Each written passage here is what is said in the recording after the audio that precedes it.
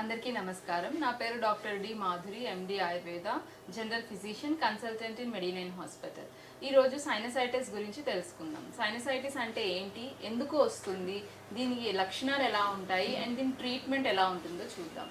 Sinusitis అంటే ఐటిస్ అంటే inflammation లేదా ఇన్ఫెక్షన్. సైనస్ అనేవి ఒక గాలి గదులు. అంటే మన ఫేస్లో కొన్ని సైనసెస్ ఉంటాయి. Frontal sinus, ఎథమాయిడ్ sinus and maxillary sinus అని ఇట్లాగా. అంటే అవి ఒక గాలి గదులు అన్నమాట. ఈ ఎంటీ స్పేసెస్ అనేవి ఎయిర్తో ఫిల్ అయి ఉంటుంది. అంటే మనం ఊపిరి తీసుకున్నప్పుడు మళ్ళీ వదిలినప్పుడు ఆ లోపల సైనసెస్లోకి వెళ్ళి మొత్తం ఫిల్ అయ్యి మళ్ళీ బయటకు వస్తుంది. కొన్ని వైబ్రేషన్స్ అనేవి వస్తాయన్నమాట. ఈ నేజల్ సైనస్లు ఏమైతే ఉన్నాయో ఇవి ఇన్ఫెక్ట్ అయినప్పుడు సైనసైటిస్ అనేది వస్తుంది. ఎప్పుడైతే ఈ నేజల్ సైనస్ లోపల మ్యూకస్ మెంబ్రేన్ అనేది ఉంటుందన్నమాట. ఈ మ్యూకస్ మెంబ్రేన్ అనేది ఇన్ఫెక్షన్కి గురవుతుందో అప్పుడు ఆ సైనసెస్ నుంచి ఓపెనింగ్ ఉంటుంది. ఆ ఓపెనింగ్ అనేది కొంచెం అబ్స్ట్రక్ట్ అయ్యి లోపల ఇన్ఫెక్షన్ ఎక్కువ అయిపోతుంది.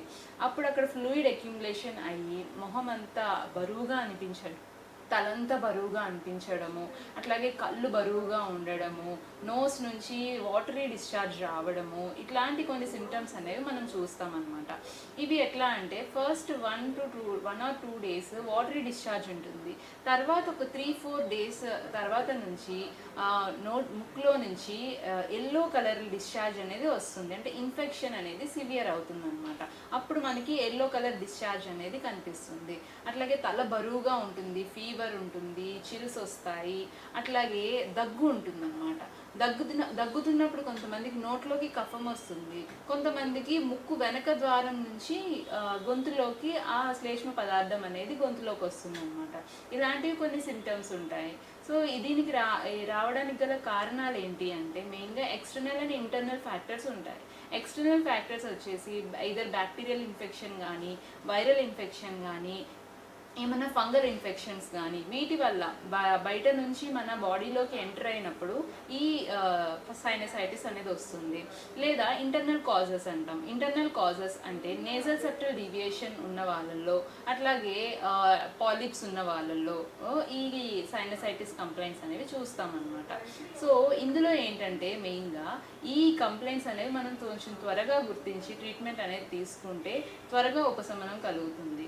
సో మెయిన్గా ఇందులో తీసుకోకూడని ఆహారాలు అండ్ కొన్ని పాటించాల్సినవి ఏంటంటే చల్లగాలికి ఎక్స్పోజ్ అవ్వడము, అట్లాగే కూల్ డ్రింక్స్ తీసుకోవడం, ఐస్ క్రీమ్స్ తీసుకోవడము, బనానాస్ తినడము, పెరుగు తినడము, ఇవన్నీ కొంచెం అవాయిడ్ చేసుకోవాలన్నమాట. ఇవన్నీ తీసుకోవడం వల్ల ఏమవుతుందంటే ఇంకా సైనసైటిస్ ఎక్కువ అవుతుంది. అట్లాగే స్మోకింగ్ అండ్ డ్రింకింగ్ కూడా. స్మోకింగ్ వల్ల ఏమవుతుంది అంటే ఈ సైనస్లు అనేవి డ్రై అయిపోయి త్వరగా ఇన్ఫెక్షన్ని అట్రాక్ట్ చేస్తాయన్నమాట. సో స్మోకింగ్ వల్ల కూడా ఈ సైనసైటిస్ అనేది ఎక్కువ అవుతుంది.